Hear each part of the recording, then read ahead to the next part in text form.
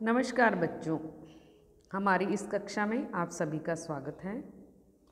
आज हम कक्षा 7वीं पाठ 12 अशोक का शस्त्र त्याग पढ़ेंगे।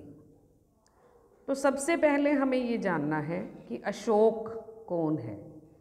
बेटा, अशोक का अर्थ होता है शोक रहित, जिसे कोई शोक या दुख नहीं है, उसे हम अशोक कहते हैं।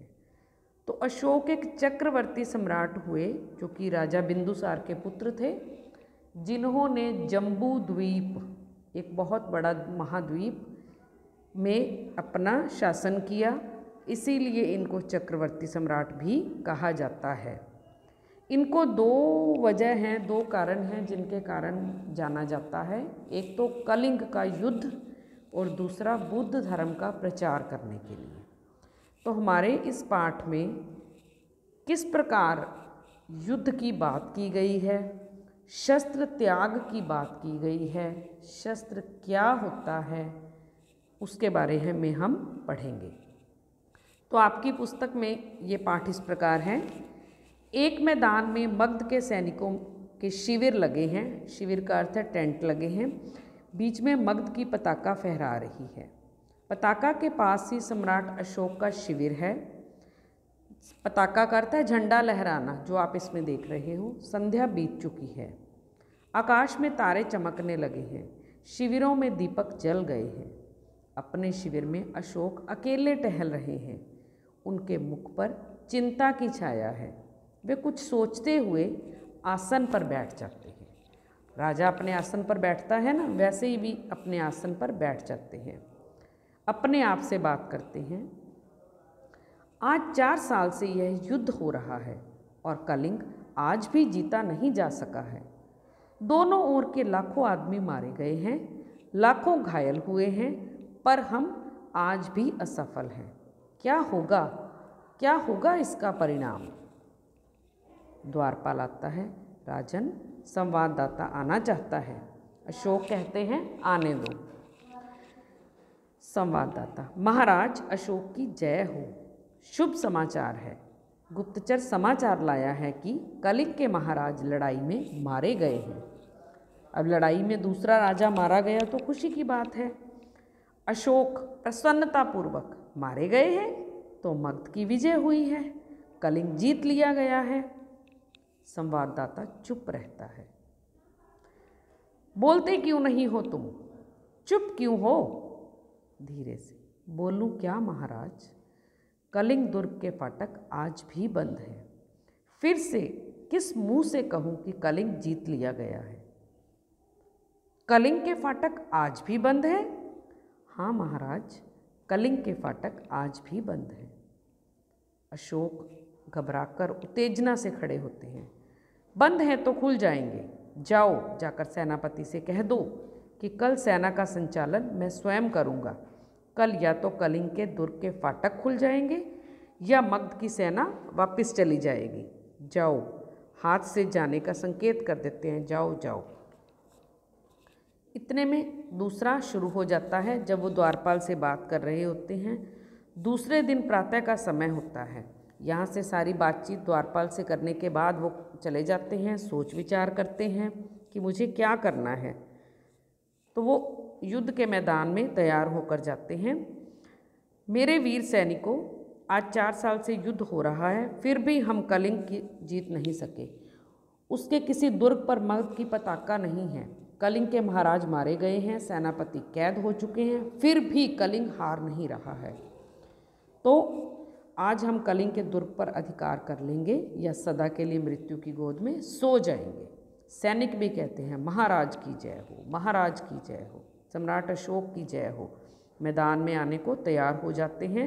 एक तरफ से सहसा अचानक ही दुर्ग का फाटक खुल जाता है। सब हैरानी से इधर उधर देखते हैं। उनकी खिंची की तलवारें खिंची रह जाती हैं। शस्त्र से सज्जित स्त्रियों की विशाल सेना फाटक से निकलती है। सेना के आगे पुरुष भेष में एक वीरांगना है, वीर स्त्री, जो सैनिक भेष में साक्षात चंडी सी दिखती है। कलिंग महाराज की लड़की पद्मा। स्त्रियों की सेना अशोक की सेना से कुछ दूरी पर रुकती है। अशोक के सिपाही मंत्रमुग्ध का अर्थ होता है लगातार देखते हैं। अशोक भी चकित हो जाते हैं। ये वीरांगना कैसी है, जो है स्त्री लेकिन पुरुष रूप में, वीर रूप में आई है।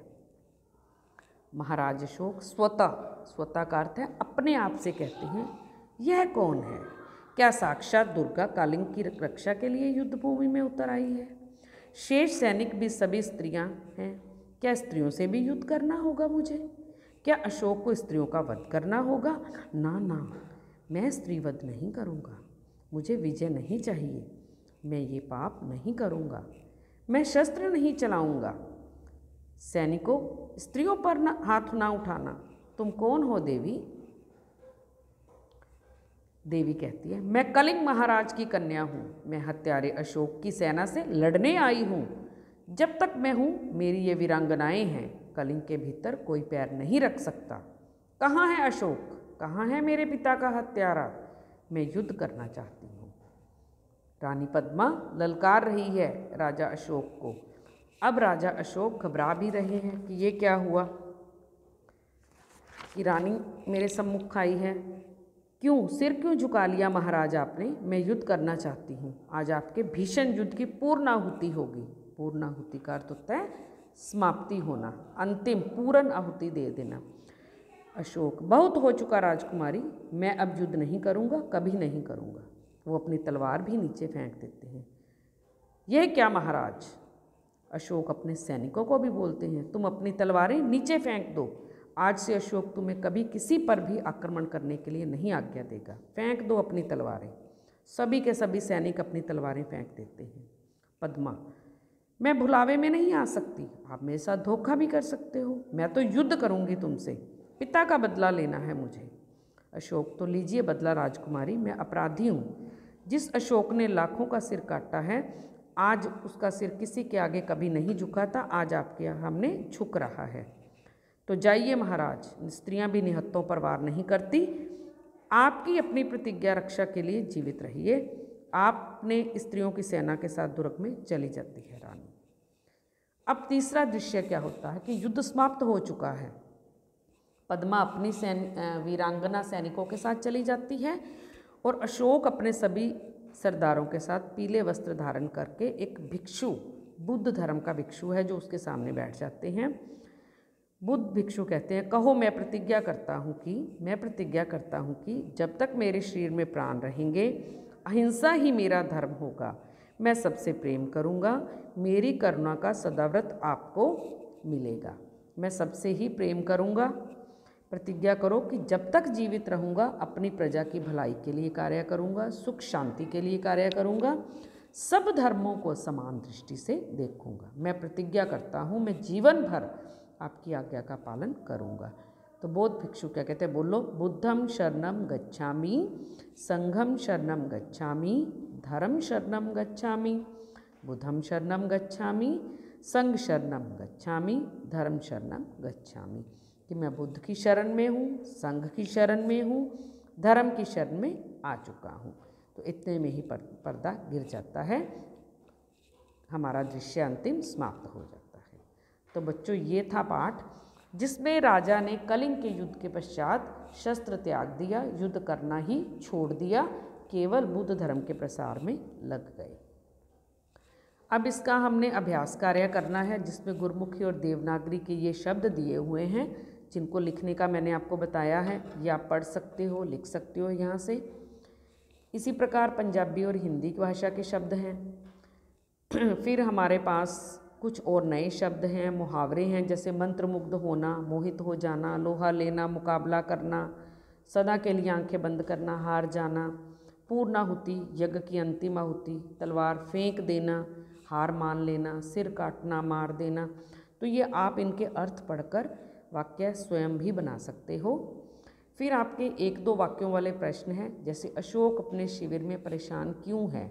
अब आपने पाठ सुना, आप अपनी तरफ से भी इसको सोच सकते हो और यहाँ से देख के भी लिख सकते हो, क्योंकि 4 साल से युद्ध जीता नहीं जा चुका था। संवाददाता ने क्या समाचार दिया कि कलिंग के महाराज युद्ध में मारे गए हैं। मगध की विजय हुई पूछने पर संवाददाता चुप क्यों रहा, क्योंकि मगध जीतने के पश्चात भी कलिंग के फाटक अभी बंद थे, महाराज के मरने के बाद भी नहीं खुल पाए। अशोक ने सेना संचालन का भार अपने ऊपर क्यों लिया? फाटक खुलवाने के लिए लिया। अशोक पद्मा के युद्ध के लिए ललकारने पर तलवार क्यों फेंक देता है? क्योंकि वह स्त्रीवध नहीं करना चाहता। बदला लेने का अवसर मिलने पर भी पद्मा अशोक को युद्ध भूमि से सुरक्षित क्यों जाने देती है? क्योंकि वह निहत्थों पर वार नहीं करना चाहती, जिसके पास खुद हथियार नहीं। सम्राट अशोक ने बौद्ध धर्म को क्यों अपनाया? क्योंकि उनका मन युद्ध से भटक गया। युद्ध का त्याग करके उन्होंने बुद्ध धर्म को अपनाया। उन्होंने क्या क्या सामने प्रतिज्ञाएं की कि मैं जब तक शरीर में प्राण है अहिंसा ही मेरा धर्म होगा, सबका भला करना, करुणा करना, प्रजा की भलाई, दूसरों के सुख शांति का कार्य मैं करूँगा। आगे लिंग बदलो हैं। बेटा अब एक नया प्रश्न यहाँ पर ये है कि अस्त्र और शस्त्र में अंतर क्या है? हमने पाठ पढ़ा अशोक का शस्त्र त्याग, तो शस्त्र क्या था, अस्त्र क्या है, आपको अंतर पता होना चाहिए। तो उत्तर है कि जिसको हम फेंक कर चलाते हैं वह अस्त्र है,